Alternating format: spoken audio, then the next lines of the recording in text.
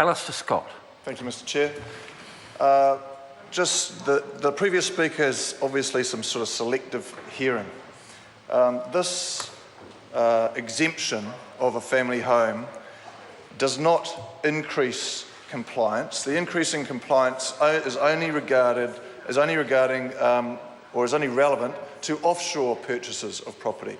It is not aimed at the 99% of Kiwis who own their own home and will only ever have one home. So there's no issue. That is why there's an exemption. It's just common sense, and it's a very simple concept to understand.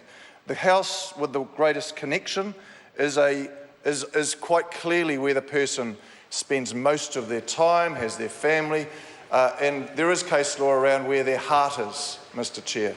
That is the house, that is the home where the person has the greatest connection.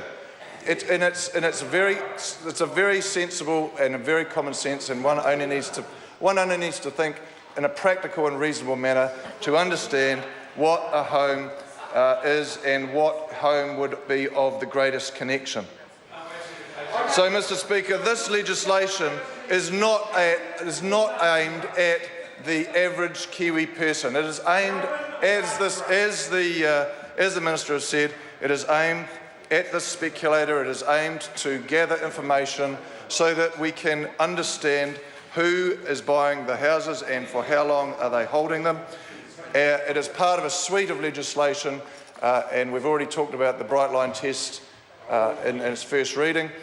This is the bill that gathers that information, which enables more work to be done around assessing what is only fair and reasonable, and that is to tax people who are gaining, speculating, making profit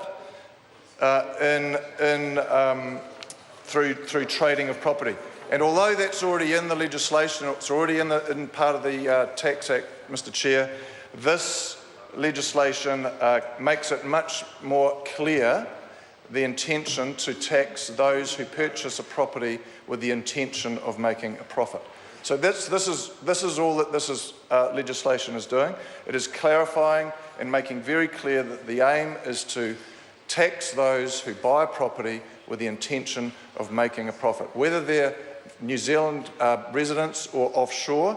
And this legislation is a way of forcing people to reveal information about themselves, revealing information around their tax status in the offshore country. It forces them to identify themselves by making it compulsory to get a bank account and an ID number, as the Minister has said, to go some way or a long way to nail potential tax or money laundering, Mr. Chair.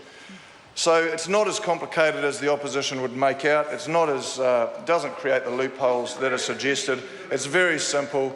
The house with the greatest connection is the main home, and that, sir, is the house that will be exempt from these information gathering regulations. I commend the bill to the House, sir. Julie Ann Genter. Thank you, Mr.